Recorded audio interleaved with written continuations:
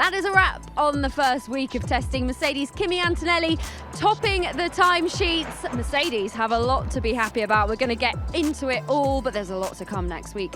Of course, Lawrence Barretto and Sam Collins join me here. We're outside the Aston Martin garage, so let's start there. Lawrence, not as much to be happy about from their side of things. No, difficult, challenging, painful, maybe you might stretch it to. It's been a difficult week for Aston Martin. I think they came here on the back of only getting to Barcelona shakedown late. They came hoping to catch back up quite quickly. Then you had Lance Stroll saying, well, the car's 4.5 seconds off the pace. You saw the car in Fernando Alonso's hands as very difficult to handle. And then you've got the team kind of saying that it's a difficult spot for them at the minute. It might be a difficult start to the year, that they might have to wait till maybe 6 months in before they kind of bring the first big development to this car to try and get them back on track. So yeah, it's a difficult time for them right now. Sam, they were obviously late to the Barcelona shakedown. How much of an impact do you think that's had on the team? Oh, huge. I mean, they started the project far too late. Adrian Newey was still dreaming up the car when he was on gardening leave, I understand it, and that was really late to the party. They were late to the party in Barcelona. In fact, I've spent most of this week trying to get a good look at the car because we didn't really see it running in Barcelona. And it spent a huge amount of time in its garage with the screens up. And when the screens aren't up, the team try and stop you looking at it. So it's a really hard car to understand. And actually, of all the cars up and down here, it's the one I think I understand the least. And that's simply because it hasn't been out on track. And I think the team have got the same problem because of that lack of running. They don't understand the car. But Lawrence, they've got Fernando Alonso and he's very experienced. So, I mean, that can only be a good thing. I think it's great to have those 2 decades worth of experience, and he's a double world champion, of course. I think to have him on board will help. But I think the big caveat here is why they're struggling so much. Is just so much has changed at that team. They've got Honda Works power unit in the back of that car, which I think in the long term could be a good thing because you always want a Works partnership. But it's a lot of change. Then you've got them making their own gearbox for the first time, their own suspension for the first time. Look, everything will be done under that roof of that multi-million-pound new factory that they've got. And then they've got to get all those new people that they've got working in harmony under the tutelage of Adrian Newey, who is notorious for building cars that are sensational but very, very difficult to get the best out of. And I think when you add all of that together, it's perhaps understandable with that late finish that you talked about, Sam, late start rather, that they are a little bit behind, but that's Adrian Newey pushing the boundaries. Fernando Alonso wanted him here to do just that. Remember, you think when you go and travel to a country you haven't been to before, or go on holiday and you get a rental car, and you're just driving down the road and you don't know where all the buttons are, or the indicator stalk's on the wrong side, or it's an automatic and you're used to a manual, or you're a manual when it's an automatic. It's a bit like that, but across the whole team. Adrian Newey has a really idiosyncratic way of working. He still draws the cars by hand and everybody else uses CAD software. So that is a process that has to be changed. The management structure has changed in that team. Adrian Newey is a team principal, which is a really surprising position. They've got a new wind tunnel that they've got to calibrate. They've got a new factory. Every machine in that factory, all of those things that people have been using for years and years in some of the more established teams like Williams, who have been using all of the old kit actually, they know how every nut and bolt works. It's almost ingrained. They've almost got their handprints on the handles of the lathes almost. In Aston Martin, it's all new and they just need to learn every detail, and they've got this brand new car as well, and I think it's a lot. It's a big struggle for them. In Adrian Newey, we trust though. Okay, oh, guys? absolutely, yeah. We have just reached Ferrari, which is great because we need to talk about them. Lawrence Barretto, still unsure of sort of where Ferrari are at. I'm going to base it on where Ferrari have been maybe in pre-season testing in recent years, and I would say probably not such a strong position relative to where they are now. The car has been super, super reliable. I'm hoping not to jinx them by saying it's been near enough bulletproof out here, and I think that was always the intention that Ferrari had when they bought this Spec A car, like a baseline car, to Barcelona shakedown, to this Bahrain test. The idea was to learn about it, to give the drivers some time to get to know these new for 2026 cars, and I think it seems to have paid off. Fred Vasseur, he doesn't like to get carried away, but I think he's happy with what the team have done. They're going to add some performance onto the car next week with an upgrade package that they'll take to Australia, and it does feel like they are moving in the right direction. It's just so difficult to know whether that direction is close enough to Mercedes and Red Bull, who seem to be the favourites, or whether or not it's just a reliable car that hasn't got performance. We don't know yet. We just don't know. Hopefully, we're going to get a bit closer to knowing next week, because we've got 3 more days of full testing to come. But Sam, Charles Leclerc said that he's cautious, that Ferrari should be a little bit cautious, not quite sure. They've got the reliability, not sure about the performance. What do you make of that? Well, I think the car we've seen, and you saw at the launch of the car in Maranello, the car we saw in Barcelona, and the car that's been here, basically hasn't changed in all of that time. They've just been pounding in the laps super reliably. But I think Ferrari might do something similar to what we've seen Audi do this week and bring essentially a car that's unrecognisable next week. Now, I'm just basing out on the fact of we have been hearing a lot about new development, new car, and the Ferrari, it's got some nice details, but it doesn't look quite as bold as I'd expected it to be. And so I think there's a lot more to come from the red car, and I think we could see something a bit special. That's where the performance comes, but also that's where the unreliability comes, because they're going to start pushing that power unit, pushing that car, pushing all the systems to the limit. If the car's not braking and testing, you're not pushing it hard enough. Interesting. Well, we've talked about Ferrari, we've talked about Aston Martin. I can see McLaren in the distance, so I think we need to talk about them. Okay, so McLaren, where are they at when it comes to reliability, Lawrence? Because they've certainly got the mileage in. Oscar Piastri clocked 160 laps, which is so impressive. Yeah, and if you add that to what Lando did yesterday, I think in total that's over 300 laps. Maths. Around 6 Bahrain Grand Prix distances.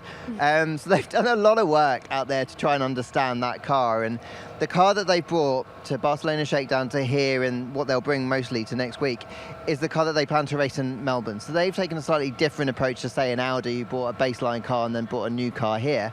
And that's so that they can get their drivers to be as comfortable as possible with the car that they're going to be racing at race 1, with all of these new tools, you know, the boost, the overtake, the deployment, the recharge, and kind of maximising all of those tools and getting an understanding of how to get the most out of it. And we saw a lot of cars actually yesterday and today kind of following each other, racing each other to get a feel for what it's going to be like. And that's what Lando and Oscar would have been focusing on.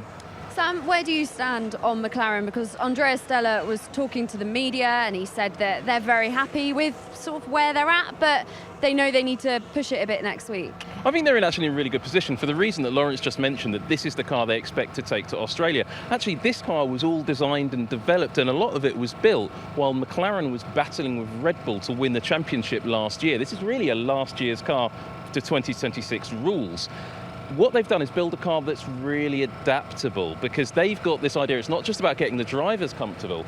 It's about letting the engineers spend a little bit of time walking up and down this pit lane like I've been doing, having a look at what everybody else has come up with and copying their homework. And the reason they have to do that is because they're double world champions, having won the Constructors 2 years on the trot.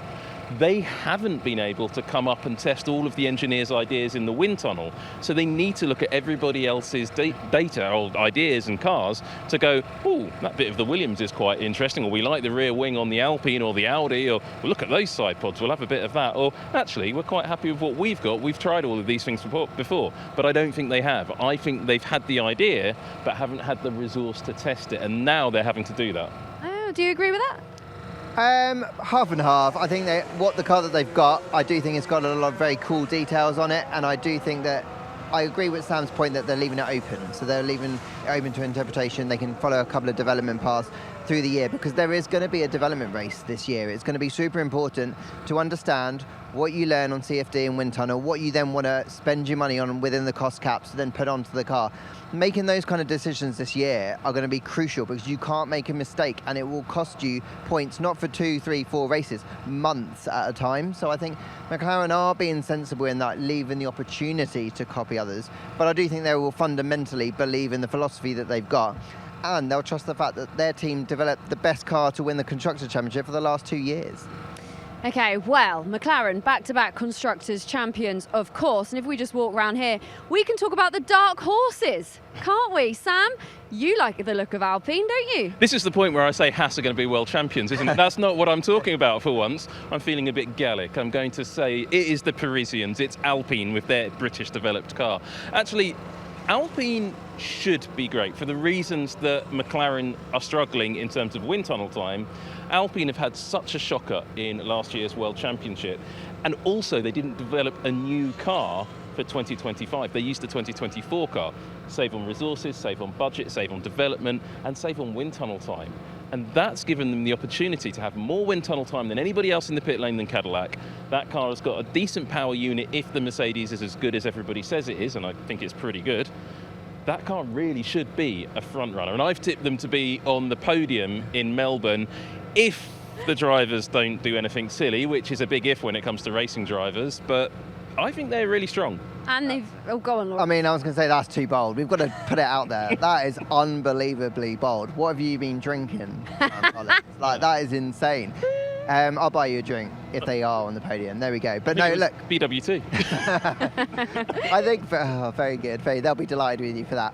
I think Alpine have done a phenomenal job, really, to get themselves into a really strong position to start this year. I don't believe that they're going to be fighting for the podium at the first race, but I do think they've got a very tidy package that they can develop through the year. I think Steve Nielsen was saying this morning that he feels very confident in the package that they put in. He said they've got a very nice car.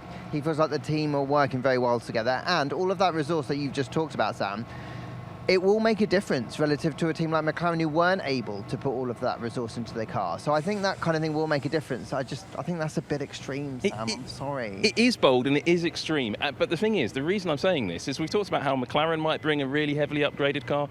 Alpine is a car that is packed with really clever and innovative details. The rear wing is... Rear wings. Yeah, I was going to absolutely. lead you on to this, yeah. Everybody's talking about this rear wing that's got a completely different concept to everybody, but apart from sort of Audi, where it pivots in a completely different way, and some people think that's to do with flow attachment, how the airflow works over the rear wing and stuff like that.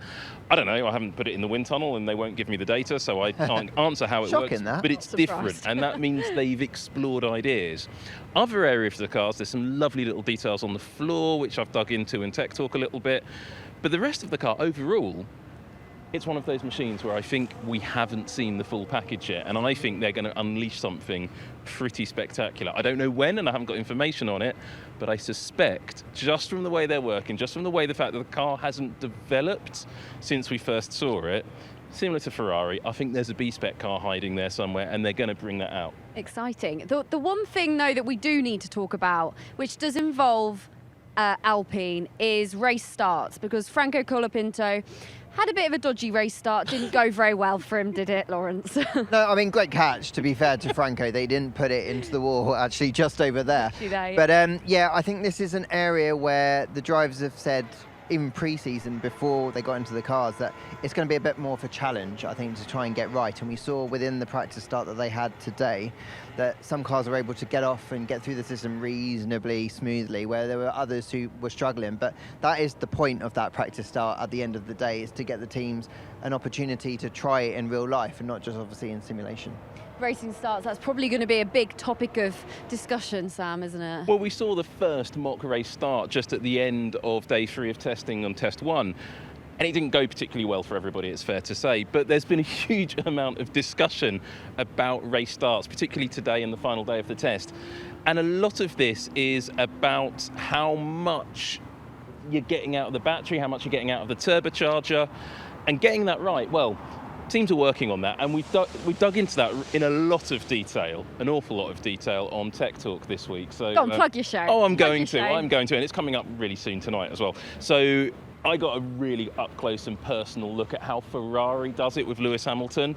It's well worth tuning into, put it that way. Okay, well, we've just walked past Mercedes. We're outside the Red Bull garage now, and those two teams, Lawrence, have a lot to be happy about, I think it's fair to say, isn't it? Yeah, Charles Leclerc kind of picked out Mercedes and said that they hide in a lot of pace. He said that Red Bull have been super impressive, particularly on the power unit side. And I think that's the general view up and down this pit lane, is that these two teams, Red Bull and Mercedes, have been the ones who have really made the most of the winter and come into the start of this season in the strongest position. We still don't know whether or not that is true, but I think if you look at the Red Bull power unit, it's been so good straight out the box. They haven't really had any reliability issues, and Red Bull have never made a power unit before, so that is really impressive. I was talking to Alan Permain actually earlier, and he was almost surprised, you could see the surprise in his face about how well that engine has performed out of the box, and both drivers have been given really good feedback. I think on the Mercedes side of things, it looks so good through the shakedown, and then it's looked slightly less good as we've come here because the niggles have crept in. But I still think there's an air of confidence within that team that they're fighting up the sharp end. Kimi Antonelli, George Russell, they look quite good, don't they? Yes, they do. And the power unit does look reliable.